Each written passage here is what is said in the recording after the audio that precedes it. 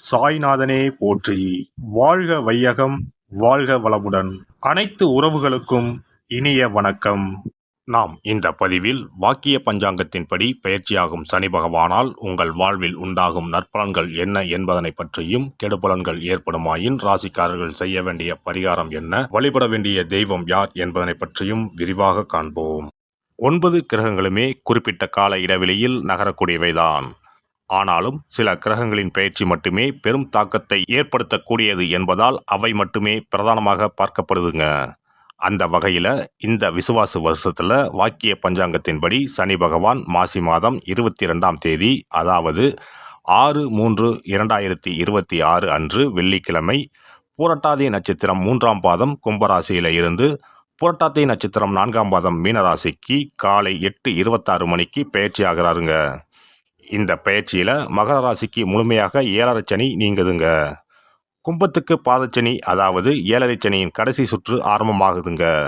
அதே சமயம் மேசராசிக்கு 7.5 சனியின் தொடக்கமான விரயச்சனி ஆரம்பம் ஆகுதுங்க.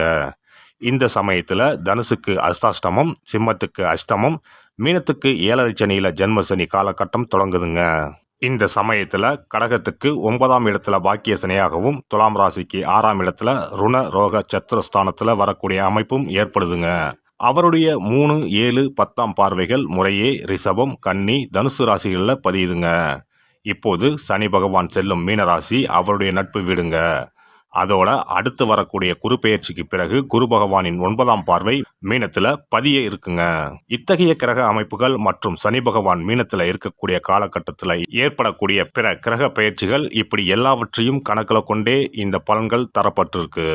எந்த சமயத்திலும் நிதானம் தவறாமல் இருப்பது, நேர்மை, நியாயத்தை கடைபிடிப்பது, பெற்றோர் பெரியோரை மதிப்பது, இயற்கையை பேணி காப்பது, அவரவர் குல முறைப்படியான தெய்வ வழிபாடுகளை செய்வது, இதெல்லாம் எல்லோருக்குமே பொதுவான பரிகாரங்கள் ஆகும்.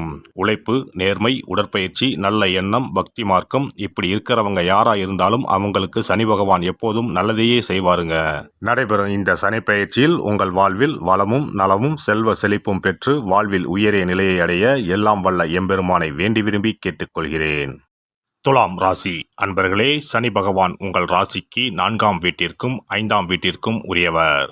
அவர் இப்போதைய பெயர்ச்சியில் உங்கள் ராசிக்கு 5ஆம் இடமான கும்பத்தில் இருந்து 6ஆம் வீடான மீனத்திற்கு செல்கிறார்.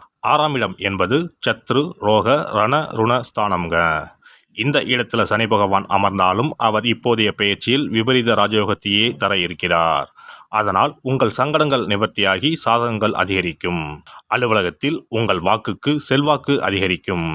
இந்த சமயத்தில் முன்பு இருந்ததை விட கவனமாக வார்த்தைகளை வெளிவிடணும். உடன் பணிபுரியும் யாரிடமும் வேண்டாத வாக்குவாதமும் வேண்டாம்.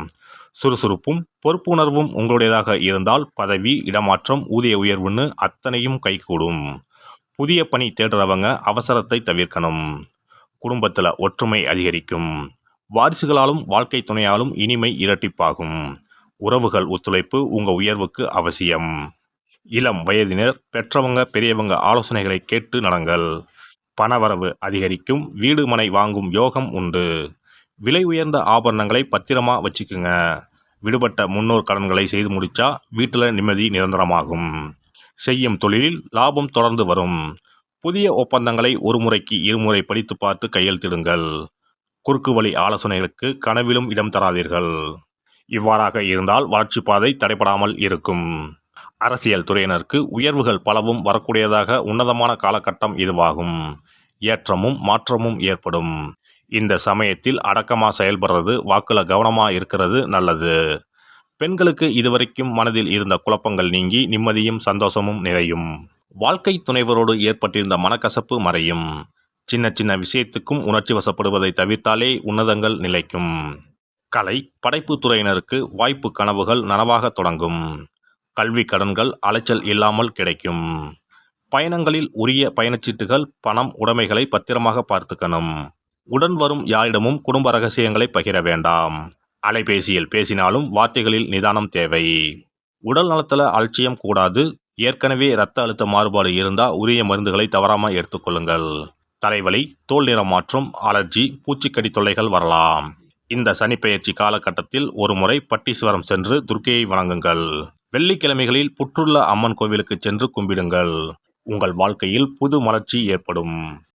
சிறப்பு தொகுப்பு. சனி பெயர்ச்சியால் ஏற்படும் பாதிப்புகளை சரி செய்யும் சக்திமிக்க 10 பரிகாரங்கள். சனி பகவானுக்கு உரிய சனிக்கிழமைகளில் விரதம் இருந்து அவரை வழிபடுவது மகத்தான பரிகாரமாகும். இந்த விரதத்தில் மதியம் ஒருவேளை மட்டும் உணவு உட்கொள்ள வேண்டும். இயலாதவர்கள் பழம் மற்றும் எளிய உணவுகளை ஏற்கலாம். சனிக்கிழமை அன்று காலையும் மாலையும் குளித்து சனி பகவானை தொழ வேண்டும். மாலை நேரத்தில் சூரிய அஸ்தமனம் அடைந்த பிறகு சிவாலயம் சென்று வழிபட வேண்டும். விநாயகரை முறைப்படி வணங்கி ஆலயம் வலம் வந்து மூலவர் அம்பாளை தரிசித்த பிறகு நவகிரகங்களை வலம் வந்து வணங்க வேண்டும். சனீஸ்வரரை வணங்கி சனி காயத்ரி மந்திரத்தை 18 முறை கூறி மனதார வழிபட வேண்டும். பின்னர் நல்லெண்ணெய் ஊற்றி 5 அகல் விளக்குகள் ஏற்றி வைத்து வழிபட வேண்டும். சனீஸ்வரர் தனி சன்னதியில் இருந்தால் அந்த சன்னதியின் முன் நல்லெண்ணெய் தீபங்கள் 5 ஏற்றி வைத்து வழிபடுவது விசேஷம். அருகிலேயே கிழக்கு நோக்கி அமர்ந்து சனீஸ்வரனின் சுப அருள் கிடைக்க வேண்டும், சனிதோஷ பாதிப்புகள் அகல வேண்டும் என்று பிரார்த்தனை செய்து வரலாம். இயன்றவர்கள் அன்றைய தினம் மாற்றுத்திறனாளிகளுக்கு அன்னதானம் வழங்குவது விசேஷம். சங்கடகர சதுர்த்தி தினத்தில் விநாயகருக்கு 8 சிதறு தேங்காய்களை உடைத்து நெய் தீபம் ஏற்றி அர்ச்சனை செய்து வழிபட்டால் சனியின் பாதிப்புகள் குறையும். அதேபோல் வெள்ளிக்கிழமை தோறும் அதிகாலை நீராடி அருகம்புல் மாலை சாற்றி அரசமர பிள்ளையாரை சுற்றி வந்து முறையாக வழிபட்டால் சீரும் சிறப்பும் நாடி வரும். தோஷங்களை எல்லாம் போக்கும் சக்தி பிரதோஷ வழிபாட்டுக்கு நன்மை உண்டு. அதிலும் சனிக்கிழமைகளுடன் இணைந்து வரும் சனி மகா பிரதோஷ நாளில் நந்தியையும் ஈஸ்வரரையும் வணங்கி வருவது சிறப்பான பரிகாரமாகும். அப்போது சுவாமி நந்தி அபிஷேகத்துக்கு பால் வாங்கி கொடுக்கலாம். அது மட்டுமின்றி திருக்கோவில் விளக்கேற்ற எண்ணெய் வாங்கி கொடுப்பதும் சிவாலயங்களில் வில்வத்தலத்தால் அர்ச்சனை செய்து வழிபடுவதும் மிக உன்னதமான பரிகாரங்கள் ஆகும். பொதுவாகவே சனி பகவானின் தானியம் எள்.